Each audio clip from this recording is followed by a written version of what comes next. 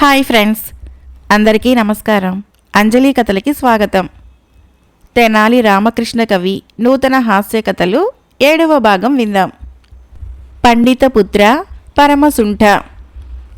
అల్లసాని పెద్దన అంటే రాయలవారికి అపారమైన గౌరవం. అందుకే స్వయంగా పెద్దనామాత్యుని కాలికి గండపెండేరం తుడిగాడు. పెద్దన అద్రోహించిన పల్లకీని రాయలవారు చేతబట్టి ఎత్తి 4 అడుగులు వేసినాడు. కోకట గ్రామంతో పాటు మరికొన్ని అగ్రహారాల్ని ఇచ్చి కటకాది సీమ నాయకుణ్ణి చేశాడు. భువన విజయంలో కార్యక్రమాలన్నీ అలసాని పెద్దనవారి కన్నుసన్నంలో జరిగేవి. తనకు విధేయత కనబరిచే కవులకు మాత్రమే అతడు రాయలవారి వద్ద ఉన్న చనువు కొద్దీ అనేక ధన కనక వస్తు వాహనాలని రాయలవారి చేత ఇప్పించేవాడు. ఈ విధేయత లేశమైనా ప్రదర్శించని కవులు లేకపోలేదు. తమిళ కవి అప్పయ్య దీక్షితులు, కన్నడ కవులు హరిహరేశన్ను, వారితో పాటు తెనాలి రామలింగ కవి ఉన్నారు. వీళ్ళంతా రాయల్ను మాత్రమే నమ్ముకున్నారు. అవకాశం చిక్కినప్పుడల్లా అలసాని పెద్దన ఎక్కువగా రామలింగుడిపైన మిరపకాయ నమిలిన వాడిలా విరుచుకుని పడేవాడు. రామలింగుడు ఇక లాభం లేదనుకొని తొలుత తన లొంగుబాటుతో కార్యం చక్కదిద్దాలనుకున్నాడు. ఏ కొంత అణిగుమణిగి ఉండేవాడు. అయినా పెద్దనలో మార్పు రాలేదు. పూర్తి స్థాయిలో దాసోహం అంటే గాని తను వారికి ఏ విధంగా సాయపడకూడదు అనే నిర్ణయంలో ఉండేవాడు పెద్దన. రామలింగ కవితో తమిళ కవులు ఈ విషయమై తమ తీవ్ర అసంతృప్తిని వ్యక్తం చేస్తే అందుకు విచారించకండి, కాలము నిర్ణయిస్తుంది అని మాత్రమే వారికి సమాధానపరిచేవాడు. ఒకసారి తనే స్వయంగా పెద్దనామార్జులతో, అయ్యా, తమరు నాకు చిన్నచూపు చూసినా సరిపడును కానీ పొరుగు భాషా కవులని హీనపరచటము మనకంత మంచిది కాదు మిక్కిలి వినయంగా చెప్పాడు. రామలింగ, నువ్వు వచ్చి చేరిన నాటి నుంచి కవుల లోకము కల్లోలమైంది. నువ్వు అసూయాపరుడివి. నీ కారణంగా మనలో మనకు పొరపచ్చాలు ఏర్పడినాయి. నువ్వు ఏదో ఒక విధంగా రాయలవారి ప్రాపకం సంపాదించేందుకు దొడ్డి త్రోవన ప్రయత్నాలు చేస్తున్నావు. నేను ముక్కుసూటి మనిషిని. ఏ దూర్జటినో నంది తిమ్మననో సాక్షాత్తు రాయలవారినో కాను. నా వద్ద వేలెత్తి చూపే నీ ఆటలు చెల్లవు కాక చెల్లవు. నువ్వు ఎవరికోసము రాయబారం నడపవలసింది లేదు అని కఠినంగా బదులిచ్చాడు. పెద్దనవారికి ఆగ్రహము క్షణికము నేనేమీ అనుకోను. ఏదో పొరుగు భాషా కవుల గురించి చెప్పాను అని అక్కడే ఉన్న మిగిలిన కవుల ముందు తనకు తానే సర్దుకున్నాడు. అక్కడ ఉన్న తాతాచార్యుల వారు, ఏమి పెద్దనా, రామలింగని పైన చిరుబురి మాటలెందుకంటున్నావు? అతడు చెప్పే సలహాలో తప్పేముంది? ఆయనను రామలింగుడిని చాలా తక్కువ అంచనా వేయుచున్నావు అని కావాలని సమస్యను పెద్దది చేసే ప్రయత్నం చేశాడు. రామలింగుడు నవ్వుకున్నాడు. తాతాచార్యుల వారి ఆంతర్యము గ్రహించాడు. మంచి సమయమునకే ఆ ముసలి తంపుల మారి నోరు విప్పింది అనుకున్నాడు. అదే వద్దన్నాను తాతాచార్యుల వారు. ఏమిటి ఈ రామలింగుడి ఆధిక్యత? దక్షిణా పదాన్ని ఏకఛత్రం కింద ఏలుతున్న శ్రీకృష్ణ దేవరాయల వారిచే గండ పెండేరాన్ని తొలగించుకున్న అదృష్టశాలిని. ఇతడు ఎన్ని జన్మలెత్తినా ఇట్టి ఘన సన్మానము జరిపించుకోగలడా? ఇతనికి నాకు సరిపోలికనా? ఇతడు చేయనది కొంటె కోనంగి పనులు, తుంటరి పనులు, పొట్ట పూసుకుని విదూషకుడు చేయాల్సిన పనులు చేస్తున్నాడు. అది కవి లక్షణమా? అలసాని పెద్దన ఆగ్రహంతో పరిసరాలు మరిచి రామలింగుడిని తీవ్రంగా విమర్శించాడు. అక్కడున్న కవులంతా కిన్నులై విన్నారు. మధ్యలో దూర్జటి వారించినా పెద్దన ఏమాత్రమూ తన స్వరాన్ని తగ్గించనే లేదు. ఇట్టివానికి అంత్యనిష్ఠూరము వరకు చూడరాదు, మొక్కనాడే త్రుంచాలి. రామలింగుడు చిరుమందహాసంతో నిలబడ్డాడు. ఆ రోజు భువన విజయానికి విచ్చేసిన వీరేంద్ర పాత్రో ఆసక్తిగా ఇవన్నీ వింటున్నాడు. ఇదే మంచి అదునుగా భావించి కవులలో కల్లోలం పుట్టించడానికి అవకాశాన్ని వాడుకోజూశాడు. సంతోషంతో చప్పట్లు చరిచాడు. సహబాష్ పెద్దనాచార్య, ఎంత చక్కగా సెలవిచ్చారు. ఇతడి కవి కంటే మీరన్నట్లు విదూషకుడుగా రాణిస్తున్నాడు. అవును, ఇతనికి ఇంతమంది కవులుండి చక్కటి బిరుదునియ్యలేకపోయారే. వీరేంద్ర పాత్రో నవ్వుతూ మరింత ఆజ్యం పోశాడు. కవులంతా బిక్కమొకాలు వేశారు. ఇదేమిటి, రాజబంధువు ఇందులో దూరి మరింత ఎక్కువ చేయుచున్నాడు అని గాబరాపడ్డారు. రామలింగుడు తన చిరునవ్వుని ఏమాత్రమూ సడలించకుండా వినసాగాడు. తాతాచార్యుల వారు లోపల ఎందుకో తెలియని ఆనందం పొందాడు. దూర్జటి తలపట్టుకున్నాడు. చివరికి తమిళ కవి పెద్దనన్ను బ్రతిమాలి బామాలి కూర్చోబెట్టాడు. ఒకంత నిశ్శబ్దం ఆవరించింది ఆ చోట. వీరేంద్ర పాత్రో పెద్దనన్ని మరలా కదిపి, అయ్యా, సగం చెప్పి మిగిలింది వదిలేయటం ఏపాటి న్యాయము? ఈ కవికి ఒక బిరుదు ప్రదానం చేయండి మొండి పట్టుపట్టాడు. అయితే అక్కడున్న కవులు అతనిని నిలవరించేవారే కానీ అతనేమో పట్టపురాణి వారి బంధువు. కక్కలేక మింగలేక చూస్తూ ఊరుకున్నారు. అలసాని పెద్దనకు ఇదే మంచి సమయం అనిపించింది. ఇంతకు మించి రామలింగుడు తనకు దొరకడు. రాయలవారి మనసులో తిష్ట వేసుకుంటూ పోతున్నాడు. ఏదో రోజు తన పెత్తనానికి చేటు రాకపోదు అని లోపల తర్కించుకొని, రామలింగ, ఇతడు రాజబంధువు, ఇక్కడ విషయాలు ఏమీ తెలియవు. కానీ నీ వన్నచో ఎంత జుగుప్సుగా చూస్తున్నాడో చూసావు కదూ. ఇప్పటికైనా నీ అభిమతం మార్చుకో, లేకుంటే నువ్వు వాత్సాయనుడు చెప్పినట్లు వికటకవిగా గుర్తింపు పొందుతావు. అంటే ఏమిటి పెద్దనామాత్య? మా బోటి వారికి అర్థమయ్యేటట్లు చెప్పాలి. వికటకవి అన్నచో అది బిరుదుగా ఉంది, మీరేమో ఏదో చెడ్డ ఆపాదించినట్లు హెచ్చరించేశారు అని వీరేంద్రుడు అర్థం కాక తలగొక్కుంటున్నాడు. ఏముంది రాజబంధువు, వాత్సాయనుడు తన అపూర్వమైన కామశాస్త్ర గ్రంథాలలో వేశ్యలకు రాజులకు మధ్యవర్తులుగా ఉండేవారిని విదూషకులుగా వికటకవులుగా పేర్కొన్నాడు. అంతేకాకుండా వారి గురించి ఉదాహరణలతో చిత్రించి మరీ రాశాడు. దాన్ని గుర్తుకు తెచ్చాను. అలసాని పెద్దన విడమర్చి చెప్తే భువన విజయము కొన్ని క్షణాలు నివ్వెరపోయింది. ముఖంలో రంగులు మారుతూ ఉండగా రామలింగుడు తలదించుకొని మెత్తగా అడుగులు వేసుకుని వెళ్ళిపోయాడు. ఆ తర్వాత అంతా ఒక్కొక్కరే నిష్క్రమించారు. కొంతమందికి కడుపు నిండా విందు భోజనం ఆరగించినట్లయింది. వారిలో తాతాచార్యులు, నంది తిమ్మన బయటికి కనపడకపోయినా దూర్జటులు ఉన్నారు. 4 నెలలు గడిచాయి. ఒకరోజు నిండు దర్బారులో రాయలవారు అలసాని పెద్దనన్ను ఏదో కావ్యం గురించి పిచ్చాపాటిలో దించారు. కవులు తలా ఏదో ఒకటి చెప్తూనే ఉన్నారు. అంతా ఆనందంగా ఉన్నారు. సరిగ్గా అదే సమయంలోకి దర్బారులోకి వచ్చాడు అలసాని పెద్దన వారి సుపుత్రుడు బొమ్మప్ప. విచ్చేసి తండ్రి పాదపద్మాలకు మొక్కి చేతులు కట్టుకొని తండ్రితో గుసగుసగా మాట్లాడసాగాడు. ఒక్కసారి దర్బారులో ఆ కుర్రపంతుల వైపే చూపులు నిలిచాయి. కవులకు తెలుసు అతను పెద్దన పుత్రుడని, కానీ రాయలవారికి తెలీదు. ఎవరితడు? పోలికలు చూస్తే పెద్దనకు బిడ్డగా కనిపిస్తున్నాడు. ఎక్కడో గురుకుల నుంచి వచ్చినట్లున్నాడు. ఎప్పుడో చిన్నప్పుడు చూశాను. రాయలవారి ప్రశ్న.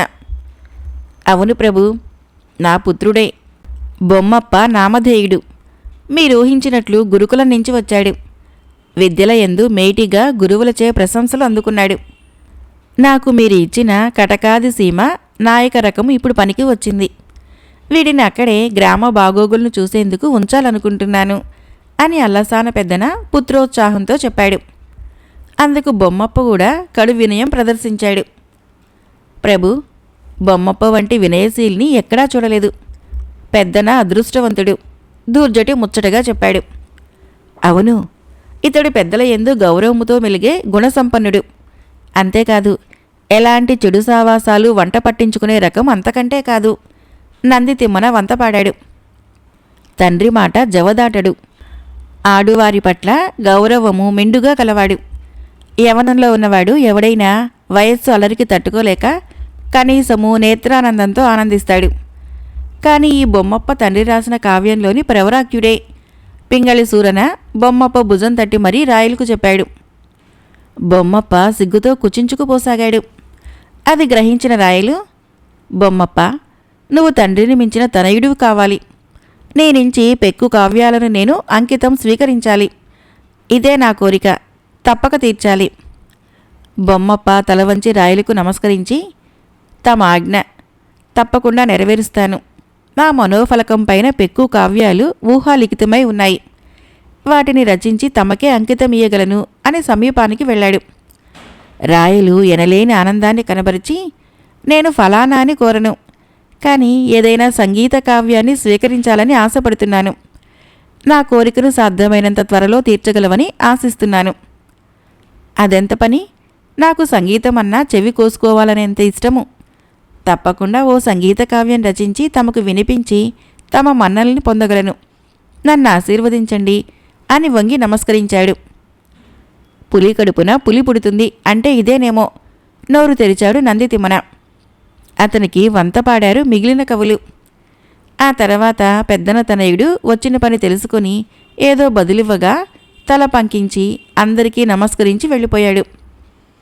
రామలింగడు తన శైలి మరిచి మన్ను తిన్న పాములా మిన్నకున్నందుకు కవులు మూతులు కొరుక్కున్నారు. పెద్దనికి విధేయుడిగా ఉన్నట్లు ఆయన కనుసన్నల్లో వినమ్రతతో మెలగటము కొంతకాలంగా చూస్తున్న రాయలవారు అడగనే అడిగారు.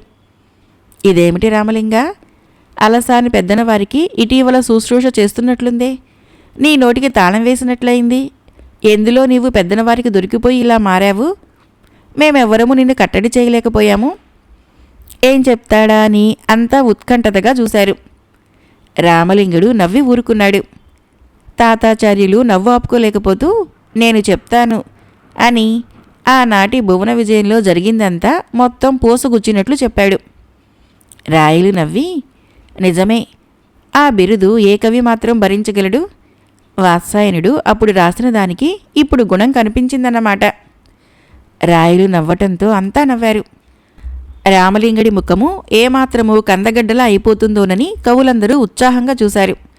అందుకు విరుద్ధంగా రామలింగుడు చిరునవ్వులు చిందిస్తూ చూశాడు. అలసాని పెద్దన లేచి, ప్రభు, ఒకప్పటి రామలింగుడు కాదు ఈ రామలింగుడు. ఇతని ఆగడాలు మితిమీరినందున నాకున్న పెద్దరికంతో ఓ చిన్న అడ్డుకట్ట వేశాను. ఇప్పుడు ఇతడు నా శ్రేయోభిలాషి. అంతేకాదు, పెద్దలను ఎదుటివాడిని అపారంగా గౌరవించు స్థాయికి ఎదిగాడు. తనకు తాను విచ్చేసి, అయ్యా, ఇక మీదట తమ వద్దనే కొన్నాళ్లు గడిపినా గాని నాకు ఎవరితోనూ ఎలా మెలగాలో తెలియదు అని నా ఇంటికి వచ్చి ప్రాధేయపడినాడు. సరేలమని ఒప్పుకున్నాను. ప్రభువులు మరోలా భావించరాదు. రామలింగని కోసము నేను ఇకపై సభలో మరి మాటలాడను. నా తరపున రామలింగడే మాట్లాడగలడు. అంతెందుకు, నా గురించి, నేను ఇప్పుడు రచిస్తున్న కావ్యం గురించి విపులంగా చెప్పగలడు. నన్ను గురువుగా స్వీకరించినాడు. అతనికి పూర్తిగా బుద్ధి వచ్చిన వరకు నా గురి పెత్తనం తప్పదు. అదే నన్ను నేను నమ్మలేకుండా ఉన్నాను. రామలింగ కవికి తమరు అడ్డుకట్ట వేయటమా? ఏ వైష్ణవమాయో కాదు కదా. ప్రభువులు నమ్మలేని స్థితిలో ఉండటానికి కారణము అతడు తొలుత పెట్టరేగి ఉండటమే కదా. అతడి ఇల్లాలు నా భర్తను ఎలాగైనా ఒక మంచివాడిగా సత్పురుషుడిగా చేయమని కోరినందున ఓ ఆడకూతురి మాట కాదనలేక సరేనన్నాను. తప్పు మాట. రామలింగుడు కూడా అతి వినమ్రుడై ఉండి చెప్పినది చక్కగా ఆచరిస్తున్నాడు. అతడు త్వరలో ఓ మంచివాడిగా పెక్కు కావ్యాలను రచించే శారదా స్వరూపుడిగా మనం చూస్తాము అని ఆప్యాయంగా రామలింగ కవి భుజం చరిచాడు అలసాని పెద్దన. రామలింగుడు కూడా తల ఉంచుకొని కనురెప్పలు టపటపలాడించాడు. రామలింగ, ఏది ఏమైనా ఇట్టి కట్టడి నీకు ఎంతమాత్రమూ అలంకారంగా లేదయ్యా. నీ చతుర సంభాషణలతో మా అందరినీ ఆనందింపచేయటమే నీకు సరైనది. రాయలవారు ఒకంత జాలితో రామలింగుడిని అనునయించజూశారు. క్షమించండి, తమకు నాపై ఉన్న వాత్సల్యానికి సర్వదా కృతజ్ఞుణ్ణి. నాకు అలసాని పెద్దనవారి వద్ద మరికొన్నాళ్లు తమ భాషలో చెప్పాలంటే శుశ్రూష చేయాలని ఉంది. నేను మనిషిని పెరిగినా చిన్నపిల్లల వంటి మనస్సుతో ఉన్నాను. అది నా నుంచి దూరమయ్యాక నేనుగా బతకగలను. ఈసారి మరింత పెద్దగా నవ్వాడు రాయలు. అలసాని పెద్దన రాయల్నే సూటిగా నిలదీసినట్లు, అయ్యా, రామలింగుడు కుర్రబుద్ధులతో చరిస్తే చూడాలనుకుంటున్నారా? మరి కుదరదు. అతడు ఓ మంచివానిగా ఎదగాలనుకుంటున్నాడు. అది ఈ పెద్దన శుశ్రూషలో అని తేల్చి గర్వంగా చెప్పాడు. అయితే ఈ మధ్య మీరు రచించే ఏదైనా కావ్యంలో చెరుకుగడ తీపితో నిండిన పద్యాన్ని మీరు కాకుండా మీ కొత్త శిష్యుడు రామలింగుడి నోటి నుంచి వినిపించండి, అప్పుడు అంగీకరిస్తాను అన్నాడు రాయలు. రాయలు అలా అడిగేసరికి అలసాని పెద్దనకు అయోమయంగా అనిపించింది. నిజంగా రామలింగుడు నా వద్ద శుశ్రూషనే చేస్తున్నాడా? ఆషాఢభూతిలా నటిస్తున్నాడా? చక్రవర్తి ఎందుకో నమ్మలేకపోతున్నాడు. కొంపదీసి ఆయన రామలింగుడు ప్రమాదకారి అని హెచ్చరిస్తున్నాడా అని తనలో తానే తర్కించుకొనుచూ ఉండగా, నన్ను ఆదేశించండి. గత రాత్రి మీరు రాసిన మనుచరిత్రలోని ఒక పద్యాన్ని ఇక్కడ చదివి వినిపించనా? రామలింగుడు లోగొంతుతో అలసాని పెద్దన చెవిలో అడిగాడు. రాసిన నాకే తడబాటు వస్తుంది. 4-5 సార్లు వల్లే వేయాలి. సరే, చదివి వినిపించు, పక్కనే ఉన్నాను కదా, నేను సరిదిద్దగలను. అలసాని పెద్దనవారికి చేతులు జోడించి వినమ్రంగా నమస్కరించి గొంతు సవరించాడు రామలింగుడు. కవులందరూ తెల్లబోయి మరీ చూశారు. రాయలు చెవులు రిక్కించాడు. రాజదర్బారు నిశ్శబ్దమైంది. అల్లసాని పెద్దనకు ఎందుకో లోపల అనుమానము పెనుభూతంగా ఉన్నందున రామలింగాన్ని వారించి తానే చదివి వినిపించాలనుకున్నాడు. మీకెందుకా వృధాశ్రమ అని కూర్చుండబెట్టి సభకు నమస్కరించి అలసాని పెద్దనవారు రాయగా, నేను దాన్ని తొలిసారిగా మీ అందరికీ వినిపించు భాగ్యం లభించినందుకు నేను ఎంతో ఆనందపడుతున్నాను అని చెప్పి రామలింగుడు తన్మయత్వంతో ఆలపించాడు. అలసాని పెద్దనవారిచే రాయలవారి కోరికపైన రాయబడిన మను చరిత్రలో ఒక పద్యరత్నం అది. దీని అర్థము, గరుడ పచ్చలతో పొదగబడిన భవనమందు వీణ వాయిస్తున్న ఓ దేవకాంత వరూధినిని ప్రవరాక్యుడు చూశాడు. ఆమె కూడా అతన్ని చూసి తన మనసు పారేసుకుంది. ఆపుకోలేని తమకంతో అతన్ని కౌగలించుకుంది. పెద్దనామాతులు అన్ని రసాలని గుప్పించి జొప్పించగలిగారు అని రామలింగుడు పద్యము వివరించి చెప్పాడు. ఏమి ఈ వింత రామలింగుడు ఏమాత్రము తడుపుకోకుండా ఎలా వల్లించగలిగాడు ఆ పద్యము? దానిలో శృంగారం పాలు ఎక్కువైనందున మన కొంటె కోనంగి లాంటి రామలింగుడికి చాలా ఇష్టపడి ఉంటుంది అని దూర్జటి నవ్వుతూ వ్యాఖ్యానించాడు. నిజమే, ఒకసారి చదివినా ఇంతగా కంఠోపాఠం రాదు కదా, ఆశ్చర్యం ప్రకటించాడు అయ్యలరాజు రామభద్రుడు. మిత్రులారా, ఈరోజు పెద్దనగారు వేకువజామున రాసిన ఒక పద్యం తడుముకోకుండా చెప్తాను అని కర్ణపేయంగా వినిపించాడు. దానికి అర్థము, వరూధిని ఉప్పొంగిన తమకంతో శారీరక సౌందర్యంతో ప్రవరుడిని బిగియారా కౌగలించుకోబోయింది. అతడు ముఖం తిప్పుకొని నిగ్రహం లేని ఆమె భుజాల్ని పట్టుకొని హా శ్రీహరి అని తోసివేశాడు. ఎంతటి సతులైనా ధీరుల చిత్తాలని మార్చలేరని మన పెద్దనగారు బహు చక్కగా సెలవిచ్చారు అని రామలింగుడు చాలా అందంగా చెప్పాడు. పెద్దనకు మరొకసారి గండపెండేరము తొడుక్కున్నంత ఆనందం వేసింది. ఎంత చక్కగా రామలింగుడు తన గురించి చెప్పాడు అని ముచ్చటగా చూశాడు. నిజమే రామలింగ, ఎంత మధురంగా పద్యరచన సాగింది. రాయలు తన అభిప్రాయాన్ని చెప్పాడు. తాతాచార్యులు పెదవి విరిచి మనుచరిత్ర కావ్యం రాసి ఇచ్చాక కదా ఎవరికీ లభించని అపార గౌరవ సత్కారాల్ని అందుకున్నాడు. ఆంధ్ర కవిత పితామహ అలసాని పెద్దనాచార్య అని పిలిపించుకున్నాడు. గండపెండేరం తొలగించుకున్నాడు. మరి ఈ రామలింగుడు ఏమిటి రాత్రి రాసిన పద్యము మనుచరిత్ర అంటున్నాడు? రాయల్ని చనువు కొద్దీ అడిగాడు. నిజమే, పెద్దనార్య నాకు రాసి ఇచ్చిన తర్వాత దాన్ని మరింతగా మెరుగులు దిద్దమని కోరినందుకు ఆ కావ్యము అనేక ఉపకథలతో చాలా ఎక్కువగా పెరిగిపోయినది. పెద్దనార్యుల వారి శృంగార రసాన్ని ఒకంత చదివిన నేను కావాలనే పెంచమని కోరితిని. రామలింగుడు కలుగచేసుకొని, ప్రభువుల వారు మంచి పని చేశారు. మనుచరిత్రను మహాకావ్యంగా తీర్చిదిద్దమనటం వలన 3 తలాల వారికి ఇట్టి గ్రంథము చదవ వీలు కలుగుతుంది. ఆయన రచనకు కూర్చుంటే చాలు, చూడముచ్చటగా ఉండును. ఆయన చేతికి చిక్కిన తాళపత్రాలు ధన్యత పొందాయి. ఆయన రాసే గంటంగా నేను పుట్టాల్సింది. అట్టి భాగ్యం నాకు దక్కనందుకు చింతించుచున్నాను. ఇక్కడ మరో విషయం చెప్పవలసి ఉంది. ఈ కావ్యము మన ఏలిక రాయలవారు మార్కండేయ పురాణము ప్రకారంగా మనుచరిత్రను రచింపమని పెద్దనన్ను కోరారు. కేవలము 150 పద్యాలతో వ్రాయబడిన ఈ కథ ప్రబంధంలో సుమారు 827 గద్య పద్యాలతో ఆ రాశ్వాసాల మహాప్రబంధంగా మన పెద్దనార్య తీర్చిదిద్దారు. ఇందుకు గల కారణము ఉపకథలు, అవాంతర కథలు, స్వారోచిషమను సంభవము, ప్రధాన కథ, ఇందీవరాక్షుని కథ, విభావసి కళావతుల కథ, మృగి స్వరోచుల వృత్తాంతము, మను సంభవ వృత్తాంతము, ఇన్ని కథల సమ్మేళనమే ఈ మహాకావ్యము అని కావ్యాన్ని అలసాని పెద్దనను మరొకసారి గొప్పగా వర్ణించి చెప్పాడు రామలింగ కవి. అలసాని పెద్దన రామలింగుడి వైపు చాలా సంతోషంగా చూశాడు. ఓయి రామలింగ, నీవు తూలనాడిన బలమైన బాణపు పుల్ల దెబ్బ తగిలినట్లుంది. అలాగే నువ్వు ఎవరినైనా ఎత్తి పొగిడినా అవధులు దాటి ఆనందపు అంచులలో ఓలలాడించినట్లుంటుంది. బళీ రామలింగ, నిన్నటికి నేటికి ఎంత తేడా నీలో కనిపించుచున్నది. వెనకటికి నీలాంటివాడు అమృతపానం చేసి గోమూత్రంతో నోరు కడుక్కున్నాడట. ఇంత చక్కగా ఎదుటివాడిని ఎత్తుపొడిగేవాడివి ఎందుకయ్యా నరాలు తెంచే సూలపు పోటు వంటి మాటలతో ఇన్నాళ్లు బతికావు అని వ్యంగ్యంగా వ్యాఖ్యానించాడు.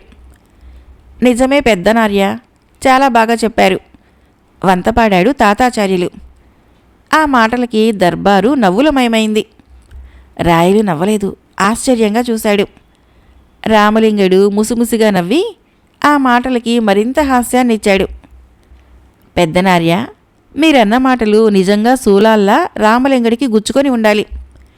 ఏమి విచిత్రమో గాని అతడు ఎందుకు ఇంతగా భరిస్తున్నాడు నాకంతా అయోమయంగా ఉన్నది. ఏది ఏమైనా రామలింగ, నీకు ముందే హెచ్చరిస్తున్నాను. నీవు నిజంగా అల్లసాని పెద్దనకు సేవలు చేసినా నాకేమీ అభ్యంతరము లేదు. నీ మనసులో ఏదో పెట్టుకుని కక్ష సాధింపులో ఉంటే మాత్రము పెద్దనకు ఏ చిన్న అవమానం జరిగినా తీవ్రంగా పరిగణిస్తాను. అంతా ఒక కుటుంబంలా ఉన్నాం. ఆయన మనకు మన భువన విజయానికి పెద్ద దిక్కు. వీటన్నిటికీ మించి నాకు బాల్యమందు గురుదేవుడు. రాయలు తీవ్రస్వరంతో చెప్పి ఆ రోజుకు సభ చాలించి వెళ్ళిపోయాడు. అల్లసాని పెద్దన మరింత ఉత్సాహంతో రామలింగడి వైపు ఎగాదిగా చూసి, రాయల వారికి ఇప్పటికీ నీవంటే నమ్మకం లేదు. నా విషయంలో చాలా సూటిగా చెప్పారు. ఒకవేళ రాయలవారి అనుమానం నిజమైతే నీలో ఇంకా కుళ్ళు బుద్ధి ఉంటే దాన్ని తగలబెట్టాయి చెప్పి రుసరుసలాడుతూ వెళ్ళిపోయాడు. మిగిలిన కవులు రామలింగుడి చుట్టూ చేరి, ఏమిటయ్యా ఆ ముసలాడు తెగ మిడిసిపడుతున్నాడు, నీవేమో అతనికి పూర్తిగా పాదాక్రాంతుడివయ్యావు. నీ వచ్చాక పెద్దనకు గుర్తింపు తగ్గిపోతుంది అని అనుకున్నాం. ఇది కలికాలం, మా బోటి వారికి న్యాయం ఏం జరుగుతుంది అని కొందరు వాపోయారు. రామలింగుడు శూన్యంలోకి చూశాడు. తాతాచార్యులు వచ్చి, రామలింగ, నువ్వు ఎందుకు పెద్దన అడుగులకు మడుగులొత్తుతున్నావో చెప్పమందువా? నీకు వికటకవి అనే బిరుదు సార్థకం అవుతుందని కదూ, లేకున్నా నీవేమి ఊడిగం చేయటమేంటి అని ఎత్తిపోశాడు. తాతాచార్యుల వారు, తగునా మీకిది? గమనిస్తున్నాను. ఆజ్యం పోయటంలో దిట్టలయ్యారు. ఎందుకు నాపై మీకు ఇంత చిన్న చూపు? నాకు తెలిసి నేను మీకు బాధించిన పని ఏమీ చేయనేలేదే. రామలింగ, నువ్వు పట్టపురాణి అన్నపూర్ణాదేవిని రాయల్ని 6 మాసాలు కలవనీయకుండా చేశావు. ఆమె నన్ను ఆశ్రయించింది. నేను ఎంత చెప్పినా రాయలవారు ఆమెని స్వీకరించలేదు. చిటికలో ఆ దంపతుల్ని కలపగలనని చిటికలోనే కలిపేశావు. ఇందులో నేను పరోక్షంగా ఓడినట్లే కదా. అందుకే నీవంటే నాకు ఒక విధంగా అసహ్యం. తాతాచార్యులు లోపలదంతా దాచుకోకుండా కక్కేశాడు. ఇందుకు నేనెట్లు బాధ్యుడను? ఆ చిటికలో పని మీరు చేయలేకపోయారా? ప్రత్యక్షంగా గెలిచేవారు కదా. చాలించు. నీవు కపట మాటలకు ప్రసిద్ధుడువు. నీ అంతటి మాటకారితనం లేనందున ఇదిగో ఇలా నీకు జవాబు చెప్పుకునే స్థితిలో ఉన్నాను. పెద్దన మీద ఈగ వాలటానికి లేదు అని రాయలవారి శాసనం తెలిసింది కదా అని పకపక నవ్వుకొని వెళ్ళిపోయాడు. మరో 4 మాసాలు గడిచినాయి. 10 దినాలుగా అల్లసాని పెద్దనవారు ఇటు దర్బారుకు గాని అటు భువన విజయానికి గాని రావటం లేదు. రామలింగుడు కూడా రావటం లేదు. కారణం ఏమిటో తెలుసుకుని రమ్మని భటుల్ని పంపాడు రాయలు. ఏదో పనిపడి రావటం లేదని, అంతకు మించి ఏ విషయమూ చెప్పని పరిస్థితుల్లో తిరిగి వస్తున్నారు రాజభటులు. కనీసం రామలింగుడు వచ్చినా తెలిసేది కనుక రామలింగ కవిని తీసుకురండి అని మరలా భటుల్ని పంపించాడు రాయలు. రామలింగుడు ఓ లేఖను రాసిచ్చాడు. అందులో తాను ఓ ముఖ్య పని మీద ఉన్నందున రాలేకపోతున్నాను, తప్పక రేపు రాగలను లేకైతే రాసిచ్చాడు. కానీ ఆ తర్వాత కూడా వారం వరకు రాలేకపోయాడు. ఈసారి రాయల వారే కాదు, అంతా ఆశ్చర్యపోయారు. కొంతమంది లోపల దాచుకోలేక కక్కారు. పాపం అలసాని పెద్దన ఆ రామలింగుడి మాయలో పడి ఏమైపోయాడో ఏమో. ఏదో జరగదానిదేదో జరిగి ఉంటుంది. రాయల వారే కలుగజేసుకొని మాకు మన భువన విజయానికి పెద్ద దిక్కు అయిన అలసాని పెద్దనార్యను కాపాడండి అని కవులంతా ఏకకంఠంతో కోరారు. అలా కొంతసేపటికి అంతా అదే మాటను బలపరిచారు. రాయలు ఎందుకో అనుమానిస్తూనే ఉన్నాడు. రామలింగుడు ఎవరికీ తల ఉంచి ఊడిగాలు చేసే రకం కాదు. అతడిని బలవంతంగా తన వద్ద పెట్టుకున్న అలసాని పెద్దన అమాయకుడు. రామలింగుడు ఏదో చేసి ఉంటాడు. ఇక ఉపేక్షించినచో మొదటికే మోసం వచ్చును. రాజభటులని కొత్వాలని పంపి ఉన్నపళంగా రామలింగణ్ణి తీసుకుని రండి అతడు ఇతరత్రా ఏమి చెప్పినా వినవద్దు. మర్యాదగా వచ్చినా సరే, లేకుంటే ఈడ్చుకొని రండి అని తీవ్రస్థాయిలో ఆదేశించి పంపించాడు. రాయలవారి కట్టలు తెంచుకునే ఆగ్రహం చూసి ఆ రోజు సభలోని వారంతా భయభ్రాంతులయ్యారు. అక్కడ సూదిపడినా వినిపించే నిశ్శబ్దం అలుముకుంది. అంతా ప్రధాన ద్వారం వైపే చూస్తున్నారు. ఏ క్షణమైనా రామలింగణ్ణి బరబరా ఈడ్చుకురావటము కనులారా చూడవచ్చునని గంపెడాసుతో చూడసాగారు కొందరు గుర్రు పెంచుకున్న కవులు. అసలే రాయలవారి ఆగ్రహంతో కూడిన ఆదేశము. రాజభటులు రామలింగణ్ణి ఈడ్చుకొని వచ్చారు. అతని వెంట అలసాని పెద్దన వడివడిగా నడుస్తూ, ఇతడు చేసిన నేరమేమి? ఎవరిలా చేయమన్నారు? ఓ కవికి ఇంతగా అవమానించకూడదు. దర్బారులోకి వచ్చి రాయల్నే సూటిగా అడిగాడు పెద్దన. పెద్దనార్య, తమరు క్షేమమే కదా? ఈ రామలింగుడి వలన ఏదో ఆపదలో ఇరుక్కున్నారని నేను కవులందరము భయపడ్డాం. ఇతడి వలన మీకేమీ ఆపద వాటిల్లలేదు కదా? రాయలు ఆదుర్దాగా ప్రశ్నించాడు. ఈరోజు చక్రవర్తికి నాపై ఉన్న శ్రద్ధను తలుచుకుంటే ఎంతో ఆనందంగా ఉంది. కానీ నా కారణంగా రామలింగనికి జరిగిన ఈ చిన్న అవమానము నాకు బాధగా ఉంది. సరే, ఓ ఈ రామలింగ, నువ్వు జరిగిన దానికి విచారపడకు. నన్ను గౌరవించిన నిన్ను గౌరవించినట్లే కదా అని భుజం తట్టాడు. రాయలకు ముఖం చెల్లని పరిస్థితి ఏర్పడింది. రామలింగని వైపు చూసి ఏదో చెప్పబోయాడు. అది గమనించిన పెద్దన నవ్వి, ప్రభు, మీకెందుకు దిగులు? నేను రామలింగని విషయం చూసుకుంటాను. ఇతడు ఒక విధంగా పెంకితనపు పనులు చేయటం వల్లనే కదా ఈ రోజు వరకు ఎవరి నమ్మకాన్ని పొందలేకపోయాడు. కనుక తప్పు ఇతనిదే. మీరెవరూ బాధపడనవసరం లేదు అని అహంకారాన్ని కనబరుస్తూ చెప్పాడు. ఆ మాటలకి సభంతా ఒక్కసారి నవ్వులు పువ్వులైంది. సరే పెద్దనార్య, ఇంతకీ మీరెందుకు మా సన్నిధికి రాకుండా అజ్ఞాతంలో ఉన్నారు? కనీసం అదైనా చెప్తారా? రాయలు అడిగాడు. ఏముంది, మనిషిన తర్వాత కష్టనష్టాలు తప్పవు. చెప్పుకోలేనివి కొన్ని ఉంటాయి, అందరితో పంచుకునేవి కొన్ని ఉంటాయి. ఏదో పండితులం, ఏ చిన్న కష్టం కలిగినా ఓర్చుకునే ధైర్యం ఉండదు. నేను ఈసరికే బాగా అలసి ఉన్నాను, మా రామలింగుడు చెప్తాడు అని బదులిచ్చి రామలింగని చెవిలో ఫలానా మాత్రమే చెప్పు అని గుసగుసగా చెప్పాడు.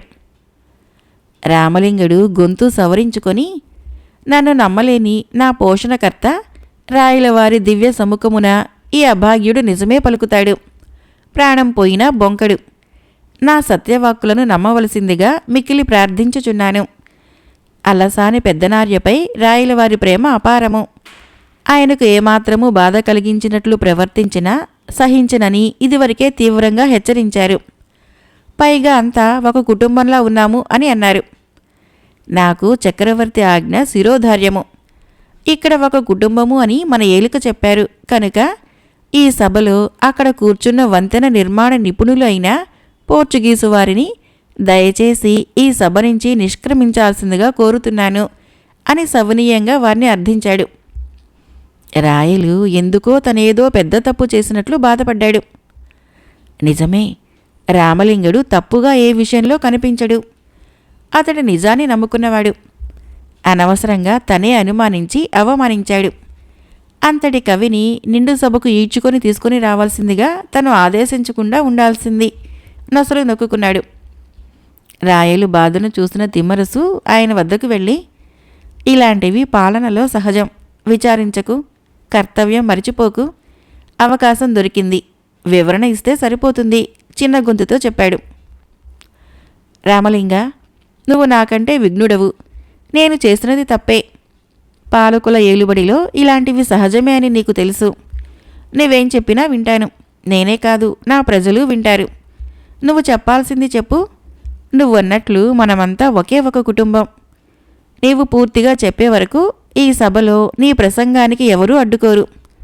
పెద్దన ఏదో చిన్న కష్టం ఎదుర్కొన్నాను అనుచున్నారు. ఏమిటో మాకు తెలియచెయ్యి. ఆ కష్టాన్ని మేము భరించి కాపాడతాము. రాయలు మృదువుగా పలికాడు.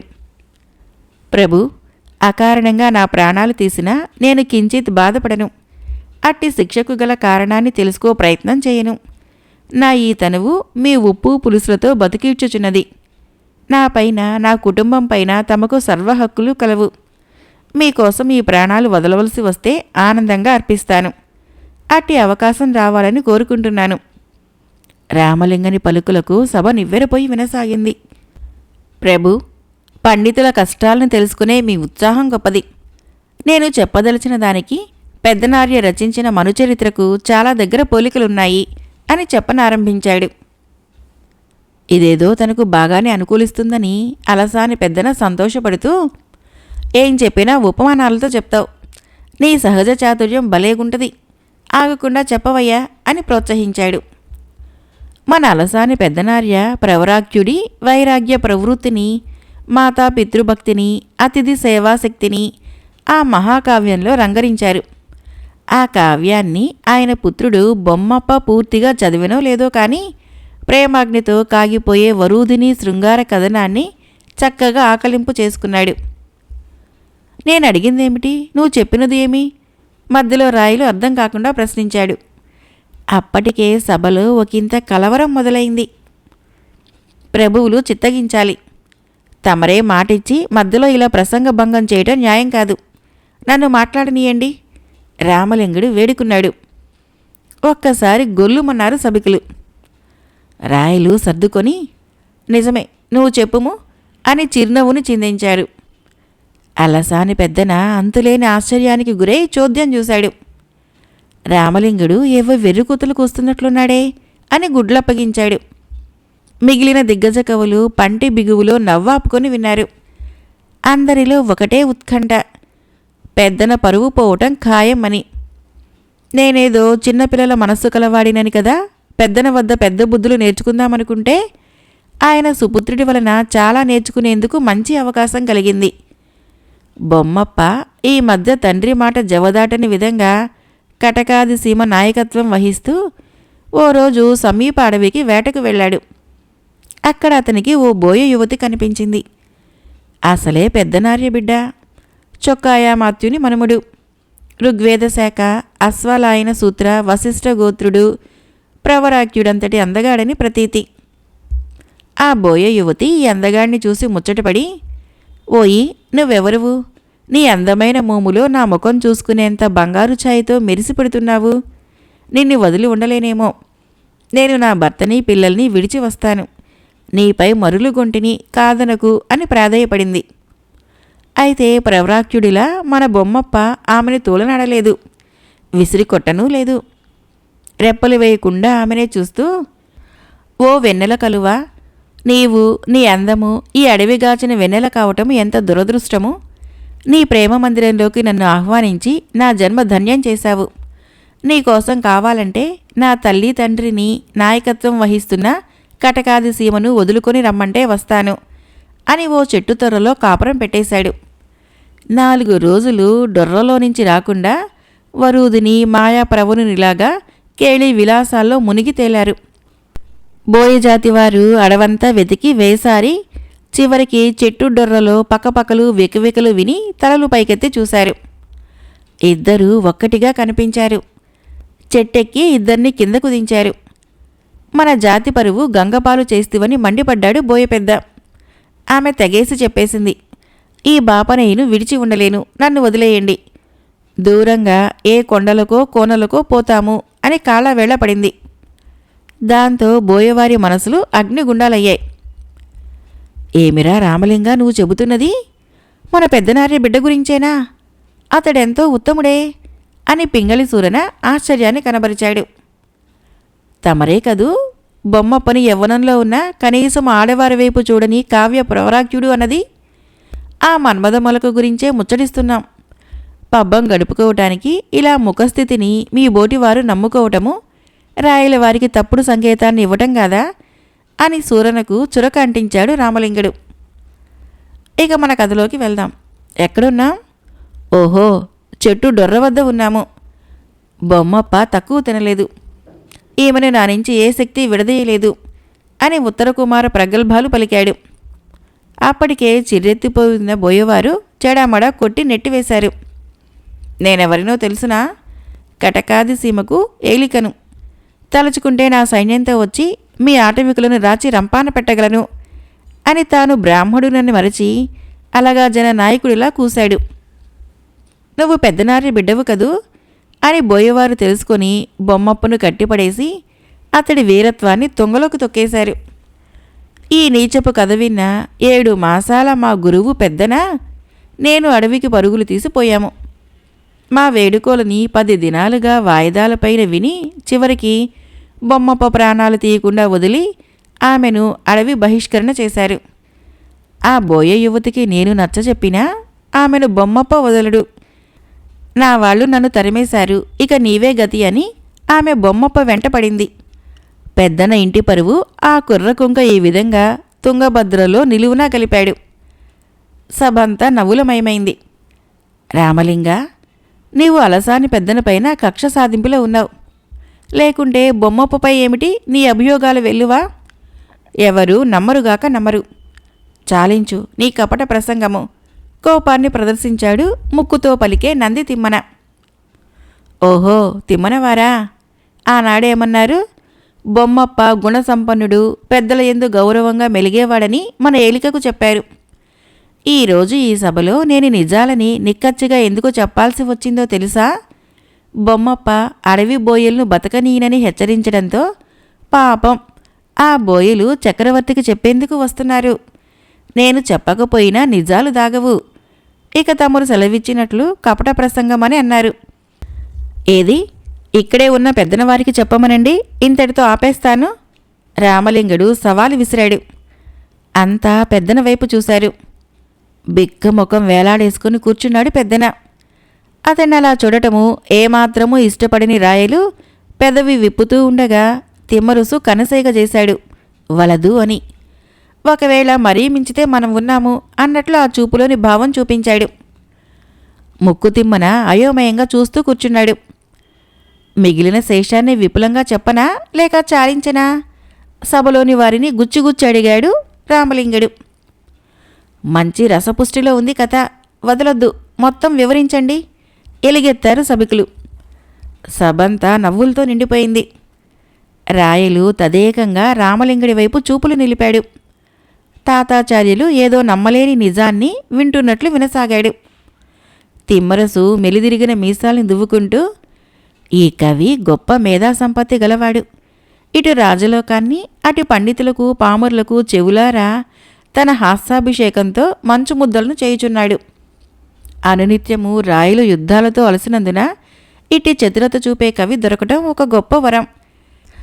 ఆ మాటలను మెల్లగా అంటే విని ఆ పక్కనే ఉన్న కొత్వాలు రాయలు కనసైగతో వెళ్ళి తిమ్మరుసు మాటలను చెప్పాడు. రాయలు తల పంకించాడు. అప్పాజీ, నిజమే, గొప్ప వినోదమే. రామలింగుడు తిరిగి తన ప్రసంగాన్ని ప్రారంభించాడు. ప్రభు, చెప్పాల్సింది ఉంది, కొంత ఓపిక కనపరచండి. తమరేమో బొమ్మప్పకు పెక్కు కావ్యాలని రాయమన్నారు. అందుకు అతడు సరేనని దీవించమన్నాడు. అతడికి పొట్ట చించిన ఒక్క అక్షరం నిలవదని గురువులు మన అలసాని పెద్దన వారికి చెప్పకనే చెప్పారు. తండ్రి గదా, తానుగా విద్య చెప్పేందుకు సిద్ధమయ్యారు. అంతలో పిడకల వేట, అదే బోయ యువతి కథనం. ఆమె నేరుగా పెద్దనార్య గృహానికి విచ్చేయటానికి సిద్ధమైంది. బొమ్మప్ప కూడా ఆమె లేనిదే తను లేను అని ఒకటే సణుగుడు. కొడుకు ముద్దు చెల్లించాలి, పలు రకాలుగా చెప్పి చూశాడు. మన తిమ్మన చెప్పినట్లు పెద్దల యందు గౌరవము లేసమైనా కనబరిస్తే కదా. చివరికి ఇంటికి తీసుకురాక తప్పలేదు. తీరా చచ్చి చెడి తెచ్చాము, అది అగ్రహారంలోకి. చుట్టుపక్కల వాళ్ళు 1000 కళ్ళతో చూస్తున్నారు.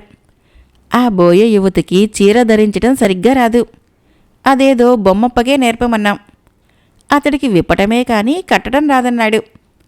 పెద్దనవారి శిష్యుణ్ణి కనుక నేనే పెద్ద మనసుతో ఆ కట్టు కట్టడం నేర్పించాను. చెప్పడం ఆపాడు. అలసాని పెద్దన తలదించుకొని గట్టిగా కన్నులు మూసుకున్నాడు. అప్పటికే పడి పడి నవ్వసాగారు సభికులు. రాయలు పంటి బిగువులో నవ్వసాగాడు. అయ్యా, కొద్దిగా నీళ్లు నా ముఖాన కొట్టండి అని కొత్వాలను అడిగాడు. క్షణాల్లో నీళ్లు వచ్చాయి. గటగట తాగి, అమ్మయ్యా, ఏం రసపట్టు కదా ఇది, 3 చెరువుల నీళ్లు తాగిస్తోంది, ఎంతవరకు వచ్చాము అని సభికులను అడిగాడు రామలింగుడు. అలసాని పెద్దనవారి పుత్రునికి చీర విప్పడమే వచ్చు అని చెప్పారు, మిగిలింది చెప్పండి అని ఎలుగెత్తారు సభికులు. ఈసారి తిమ్మరుసు అణుచుకోలేక పెద్దగా నవ్వాడు. అసలే అగ్రహారం అన్నాను కదా. చుట్టుపక్కల అమ్మలక్కలకు ఏదో పని అంటూ రావటము మన బోయ యువతిని ఎగాదిగా చూసి, ఎవతే ఇది, ముఖం చూస్తే ఏ కొండదానిలాగానో ఉంది, కట్టుబొట్టు చూస్తే మనలా ఉంది, ఏదో కథ ఇక్కడ జరుగుతోంది, తెగ అనుమానం పడిపోతూ ఆరాలు తీయసాగారు. పెద్దనవారు ఆరాలు తీసేవారిని మభ్యపెట్టడం కూడా నా మీద వేశారు. తప్పదని ఆమె ఎగువ దేశం నుంచి వచ్చిన కవయిత్రి అని ఆరాలు తీసిన వారితో బొంకాను. వారేదో నమ్మారు. కానీ మన బోయ యువతి బాపన తిండి 2 రోజులు తినదో లేదో నాలుకపై చెట్లు మొలిచినట్లు మాంసభక్షణ వైపు దృష్టి నిలిపింది. మాట జవదాటని మిండెడు బొమ్మప్పని కోరింది. ఓ సదెంత పని అని ఏకంగా 3 రకాల పచ్చి మాంసాన్ని తేవటము వండేయటము జరిగిపోయింది. ఆ ఇద్దరూ తిన్నాక మిగిలింది ఏం చేద్దాము అని ఆలోచించి చివరికి నన్ను అడిగారు, తింటావా అని. నేను చంపలు వేసుకున్నాను. ఈలోగా బోయ యువతికి తన గారాల పిల్లలు గుర్తుకురాగా ఎలాగైనా అడవికి వెళ్ళి పిల్లలకు వండిన మాంసం తినిపించి వద్దామని మరొక కోరిక కోరింది. ఆమెతో అడవికి బయలుదేరాడు. అది ఆమెను పల్లకీలో కూర్చుండబెట్టి తాను పక్కనే ఒదిగి కూర్చున్నాడు. పల్లకీ కదిలింది. లోపల ఒకటే సరస సల్లాపాలు. పల్లకీ మోస్తున్న బోయీలు చెవులు రిక్కించి వింటూ అడవిలో ఒకచోట దించారు. పల్లకీ దిగిందో వెళుతుందో తెలియని పరిస్థితుల్లో మన బొమ్మప్ప ఉన్నాడు. అయ్యా, నీ యవ్వారం చూస్తే మా మతులు పోతున్నాయి. పవిత్రమైన పల్లకీని ఇలా దిగజార్చినందుకు సిగ్గుపడుతున్నాం. మోయలేని పరిస్థితి ఎటు ఒరిగిపోతుందో తెలియదు. ఇక ఈ కొలువు చేయలేము చెప్పి వదిలిపోయారు. ఆ దారిని పోయే దొంగలు పల్లకీలో నుంచి వినిపిస్తున్న వెకవెకలు పక్కపక్కలు విని లోపల ఉన్నవారిని బయటికి ఈడ్చుకుని వచ్చి వారి వద్ద ఉన్న కొద్దిపాటి నగలు లాక్కొని వెళ్ళిపోతూ ఓ వస్త్రంలో మూటకట్టబడి ఉన్న మాంసాన్ని చూసి గతుకుమన్నారు. ఏరా, నువ్వు చూస్తే బాపడిలా ఉన్నావు. దీనికి వేషం మార్చి దీనితో కులికినదే కాకుండా మాలాంటి పామరుడిలా ఈ జీవహింస తిండి ఏమిట్రా, నువ్వే వండి చచ్చావా? భలే వాసనలు దంచుతున్నాయి. నీలాంటి వాడికి ఇది తగని పనిరా అని చావ చితక్కొట్టి ఆ వండిన మాంసం ఆరగించి పారిపోయారు. సభ నవ్వులతో హోరెత్తిపోయింది. రాయలు కూడా ఏనాడు ఇంతగా నవ్వి ఎరగడు. రామలింగుడు అడుగడుగునా సమయస్ఫూర్తిని చూపిస్తూ చెప్తుంటే వినాలనే కుతూహలము రాయలు ప్రదర్శించాడు. ఏం బాధార్రా దొంగనాయాళ్ళు, అన్నీ దోచుకుపోయారు. అయినా ఇలా చావగొట్టడం ఏమిటి? అబ్బా, లేవలేకుండా ఉన్నాను. మెల్లగా చెయ్యి సాయం చేయవా ప్రేయసి లలామా అని బొమ్మప్ప ఆమెను కోరాడు. అప్పటికి మాకు అంటే నాకు అలసాని పెద్దనవారికి వేగు అందింది. తిరిగి వచ్చిన బోయిలు చెప్పారు, ఆటవికులు ఈసారి బొమ్మప్పని ఆ అడవిలో చూస్తే వదలరు, చంపేస్తారు అని పెద్దన భార్య ఒకటే గోల. తప్పదు, నేను పెద్దన వెంటనే బయలుదేరాం. పల్లకి పక్కన కూలబడ్డ కొడుకును చూసి పెద్దన గుండెల మీద చేతులు వేసుకున్నాడు. బొమ్మప్ప మమ్మల్ని పట్టించుకోకుండా ఆమె కాళ్ళు పట్టుకుని బ్రతిమలాడుతున్నాడు. ఆ మధ్య మన ముక్కు తిమ్మనవారు మోహనాంగి కాళ్ళు పట్టుకున్నట్లు. ఆమె కోపంతో, వదలవయ్యా, పిల్లల నోటికాడు కూడు రక్షించలేని వాడివి రేపు నన్నేం కాపాడతావు? చాలు, నేను నా పిల్లల వద్దకే పోతాను అని ఈసడించింది. నువ్వు లేకున్నా నేను బతకలేను. కావాలంటే నేను నా బంధువులు నీకు సపర్యలు చేయగలం. నన్ను వదిలిపెట్టిపోవద్దు అని బ్రతిమలాడాడు. పెద్దన కొడుకును చూసి జాలిపడి, నాయనా పోనీయి, దరిద్రం వదిలిపోతుంది. నీకు భువన సుందరి లాంటి చక్కని చుక్కని తెచ్చి పెళ్లి చేస్తాను, దీన్ని పోనీయరా అని బొమ్మప్ప తల నిమిరాడు. నా వనమయూరి లేని జీవితము శూన్యం. మీరైనా దాని కాళ్ళు పట్టుకొని వెళ్లకుండా వారించండి నీరసంగా గొంతెత్తి కోరాడు బొమ్మప్ప. అతడికి దొంగలు కొట్టిన దెబ్బల కంటే ఆమె ఎడబాటు నొప్పి ఎక్కువైంది. ఎవరు ఎన్ని చెప్పినా వినను, మీతో ఉండలేను. మీ ఇళ్లల్లో నన్ను కొండకోతిని చూసినట్లు చూస్తున్నారు. ఆ చప్పిడి పప్పు మెతుకులు నేను తిని బతకలేను. నేను నా పెనిమిటితో మరో అడవికి పోయి బతుకుతాము చెప్పి ఊడ సాయంతో చూస్తూ ఉండగా అడవిలోకి తుర్రుమంది. ఎలాగోలా బొమ్మప్పుకు నచ్చజెప్పి పల్లకీలో పడుకోబెట్టి తేవాలనుకునేసరికి బోయజాతి వారు వస్తూ, మళ్ళీ అడవిలో ఏం చేస్తున్నారు? ఆ వెలివేయబడింది ఏది అని అడిగారు. జరిగింది చెప్పాను. వారు ఒక విధంగా సంతోషించారు. ఈలోగా బొమ్మప్ప పల్లకీలో నుంచి అరిచాడు, నా అడవి సుందరిని నాకు అప్పగించండి, లేదా నా వెనక ఉన్న జనాలతో వచ్చి మీ బోయజాతి వారిని పాతరేస్తాను అని నోరు పారేసుకున్నాడు. ఇతని చేతిలో కొంత సైన్యం ఉంది. లేనిపోని పోరాటాలు ఎందుకు? రాయల వద్ద తేల్చుకుందామని వారు పల్లకీని స్వాధీనం చేసుకుని మా వెనకనే వస్తున్నారు అని మొత్తము పూసగుచ్చినట్లు చెప్పాడు రామలింగుడు. హర్షధ్వానాల మధ్య రామలింగుడు కథ చెప్పాడు. అలసాని పెద్దన ముఖము కందగడ్డలా అయిపోయింది. సరిగ్గా అప్పుడే వచ్చారు బోయజాతివారు. వారితో పాటు పల్లకీ ఉంది. అందులో నుంచి బొమ్మప్పను దించారు.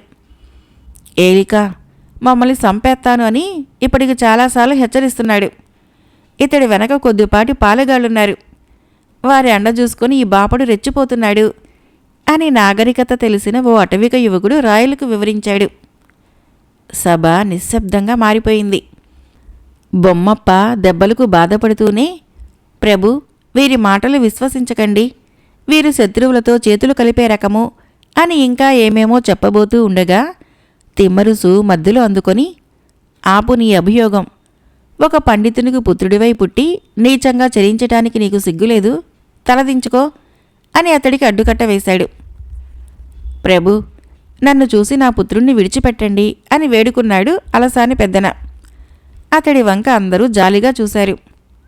ఓ అటవికులారా, భయపడకండి. పండిత పుత్రుడు లోకజ్ఞానం లేనందున ఇలా ప్రవర్తించాడు.